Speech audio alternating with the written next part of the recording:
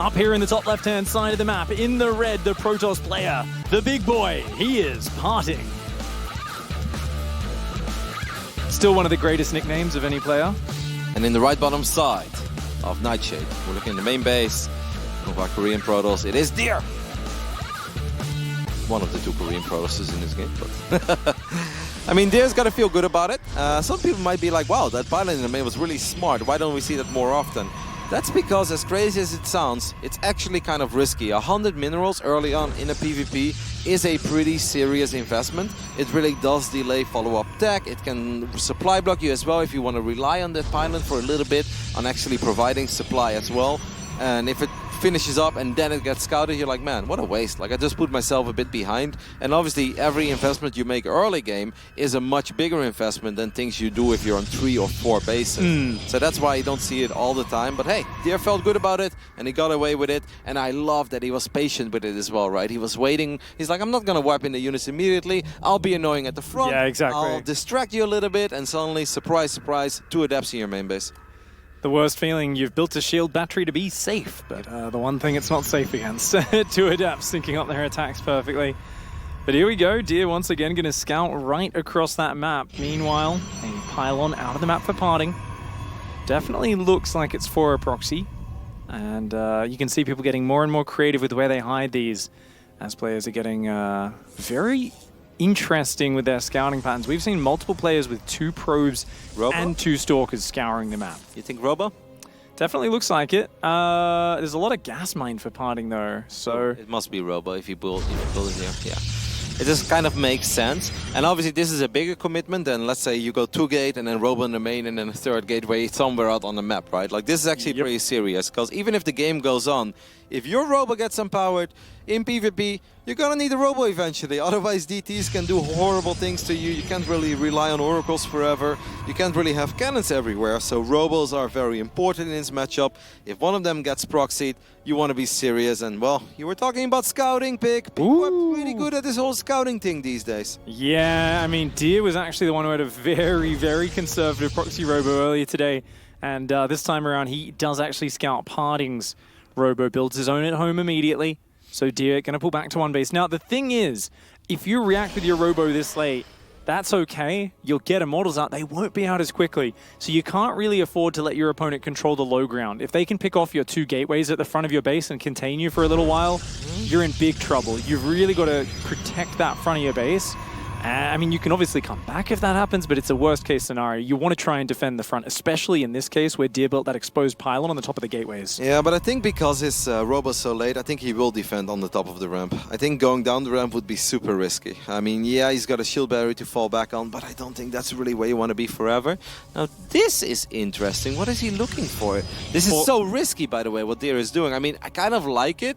But what are you doing here with those units? He's trying to intercept the move out, right, of the couple of gateway units, I think, and potentially backstab 4 stalkers, run in and, you know, try and take out a bunch of probes. Yeah. And then or unpower the gates here. I think if you unpower the gates, that's massive. There's 2 pylons powering them, but yeah, if you get in there, I mean, if you force him to recall, look how much time this buys. Oh yeah, this is big. And you can always recall these stalkers. That's always the plan. You should recall now. Yeah, immediately. Like, don't be greedy. Just recall, matey. You gotta get out of there.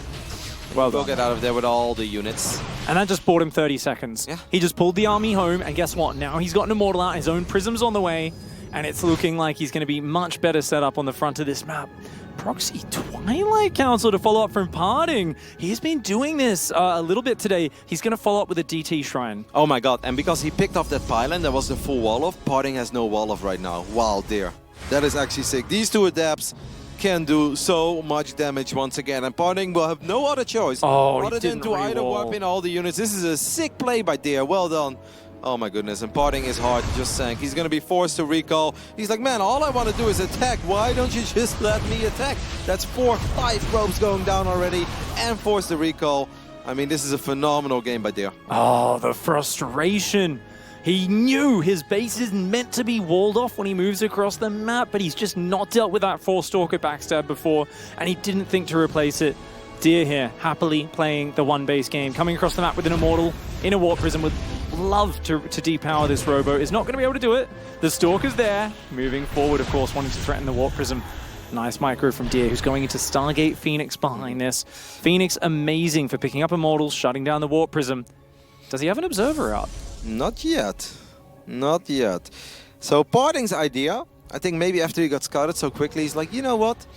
There is a chance that he's going to counter my Robo with a Stargate. I think that was the idea behind it. And he's like, if he starts building Phoenix, because Phoenix Gateway is really good against Immortal Warp Prism Gateway, it's like, maybe I can follow up with a very quick Dark Shrine, and then he might not have any detection. But there is actually a Robo, and now there is an Observer being produced as well.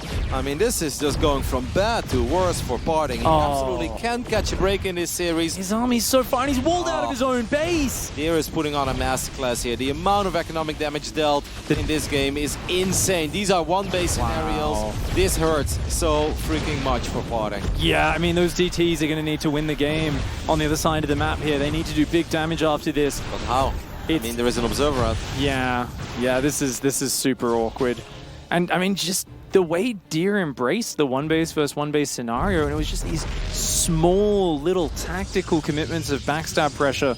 Was those 4 Stalkers, followed by the 2 Adapts, followed by the 1 Immortal drop, always having enough units at home. Okay, unfortunately, the Phoenix is actually going to snipe the Observer of Parting, and that makes it even worse. Because otherwise, imagine if 3 Dark Templars gets unloaded in the main base, you kill the Robo, and then Parting would have somehow picked off the only Observer that was out on the map. Yeah. Like, what do you settle here for? Do you go for the Robo? The Observer's on the wrong side of the map. Is here a recall ready? Yeah, he should it have should a be on recall. cooldown, yeah. He hasn't recalled it forever. Oh, These Dark no. Templars are getting some good damage done. Wow. He goes for the pylon. There is the recall of the Observer. Now you got a recall, I think, if you're Parting, because that is too expensive. Nice recall, gets those DTs out. Good damage. 8 probes, depowers the Robo, not bad. Suddenly Parting's up 5 workers.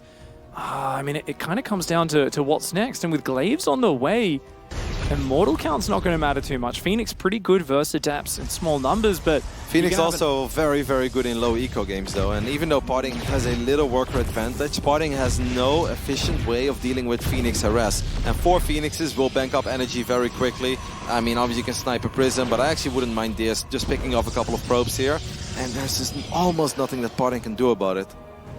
All right, Nexus going down. It's going to finish up soon. Deer is going to the Robotics Bay. So it is going to be Colossus and or Disruptors as the follow-up. Parting with Glaives, that usually does push you to be very aggressive. There's not a lot of sitting back with this. We don't see any probes producing just right now. Of course, he is supply blocked, but... Man, since Parting is actually going into Glaives, I don't think Deer should be attacking him. Deer was moving out for a split second, now changed his mind. A bit sloppy there by Deer. I actually think if you lift up a sentry near a battery, you can kill it with 3 other Phoenixes, but they kind of need to fire at the same place, and the shots need to come in from the same angle as well to make sure they line up decently. So that was a bit sloppy, but he didn't lose a single Phoenix, so not that big of a deal. Does Deer have any shield batteries in his natural? He's building one, a very defensive one. He obviously still has...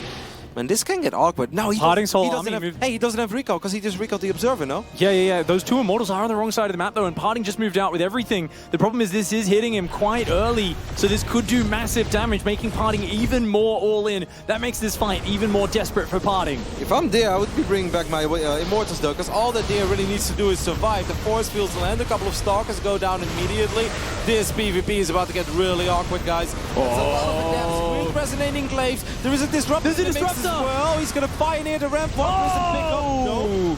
Big boom on the ramp. The Disruptor gets focused down, but not before it gets a massive shot. The Immortals taken out of this battle. But remember, the Immortals are not here. They're on the other side of the map right now. Parting's economy is getting shredded. Now Deer starting to take damage as well. The Phoenix still stands strong. Just a handful of Stalkers, Adapts, and 1 Archon. But if they can take out the rest of these probes, that will be the end of it. The 2 Immortals are home, Roddy. They're going to take out the Archon. Yep, everything is going to go down here for Parting. Parting just needs to do even more economic damage than he's already done. And with these 4 Adapts and Resonating Glaives, there's a little bit of potential, but Phoenixes are very good against Adapts. They pick off Adapts very quickly because those are light units. Phoenix deal double damage. Can he get that one too? No, he doesn't get that one. Does shade out. But the rest of the army was still in the main base. I mean, Parting has almost no units at this point. All that he has is 6 army supply. Those 3 Adapts he just warped in. If he would have picked up a couple of those units that were on the ramp when that Disruptor fired its Purification Nova into the Warp Prism, I actually think Parting would have done even more damage there. But now, because he lost so many units, he really struggled in picking up the units of Deer near those shield batteries. You could tell Parting was focusing on the aggressive rather than the defensive micro.